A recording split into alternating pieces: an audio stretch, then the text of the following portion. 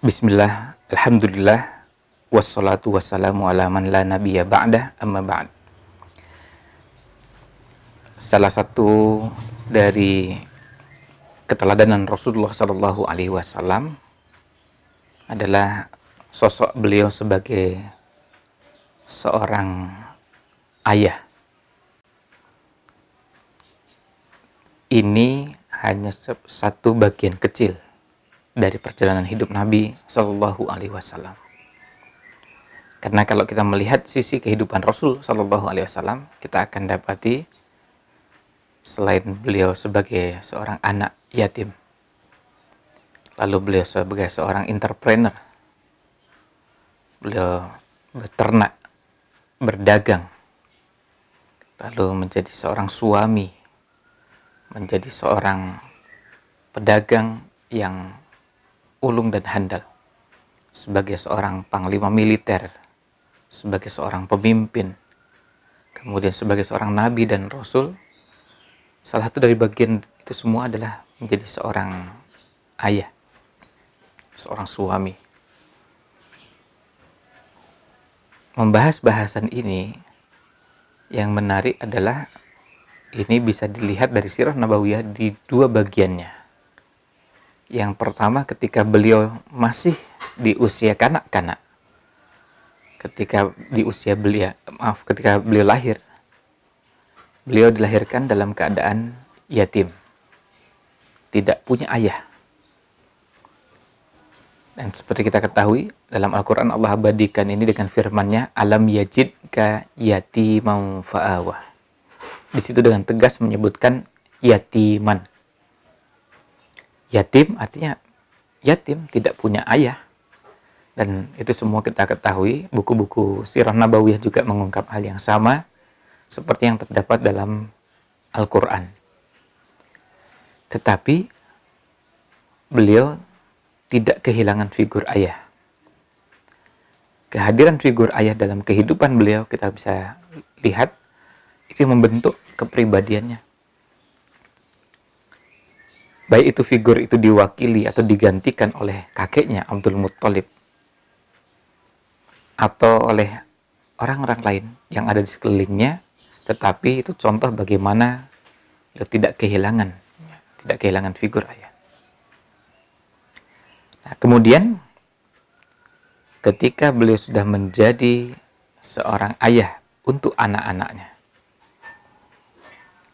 keteladanan itu kita bisa lihat bagaimana ketika anak-anaknya di usia masih sangat belia. Kita semua ketahui, semua anak Nabi Muhammad Shallallahu Alaihi Wasallam wafat ketika mereka berusia tidak lebih dari 2 tahun. Ada yang mengatakan 18 bulan, ada yang mengatakan 20 bulan. Artinya semuanya tidak mencapai usia 2 tahun. Kalaupun ada yang menyebutkan 2 tahun, maksudnya adalah menggenapkan. Ya, artinya sudah hampir 2 tahun. Jadi tidak utuh persis 2 tahun. Kalaupun anggaplah 2 tahun, tetap itu adalah usia-usia di mana seorang anak berada pada masa lucu-lucunya. Bagaimana beliau berhadapan dengan kondisi seperti itu sebagai seorang ayah. Tangisan beliau menjadi pelajaran juga bagi kita. Bagaimana seorang ayah menangis ketika ditinggal oleh anaknya. Itu bagian dari sekian banyak perjalanan sirah nabawiyah pada sisi sosok sebagai seorang ayah. Bagaimana Nabi SAW mendampingi putri-putrinya sampai mencarikan laki-laki terbaik untuk menjadi pendamping hidup mereka, menjadi suami bagi putri-putri mereka, bagi putri-putri beliau. Jadi suami bagi mereka dipilihkan dari laki-laki terbaik. Ini yang menunjukkan pada kita bagaimana tanggung jawab sebagai seorang ayah. Sampai ketika beliau sudah menjadi seorang ayah yang sudah mulai punya cucu, atau putrinya punya masalah rumah tangga, bagaimana beliau sebagai seorang ayah? Apakah turut membantu menyelesaikan persoalan Apakah menyelesaikan persoalan itu maknanya identik dengan ikut campur dengan urusan rumah tangga? Atau beliau memberikan bimbingan dan arahan sebagai seorang ayah pada anak-anaknya? Nah, ini semua menjadi contoh keteladanan yang tentu membutuhkan kajian, membutuhkan pembahasan khusus. Maka kemudian kita bisa lihat ada yang dinamakan dengan majelis ayah, dengan maksud untuk mengkaji lebih jauh, lebih dalam bagaimana sosok Nabi Muhammad Shallallahu Alaihi Wasallam dari satu sisi, yaitu sebagai seorang ayah. Apa yang kami ungkapkan ini adalah salah satu bentuk ajakan sekaligus juga motivasi pada kita semua. Mudah-mudahan ini menginspirasi kita bagaimana pentingnya perhatian pada aspek ini.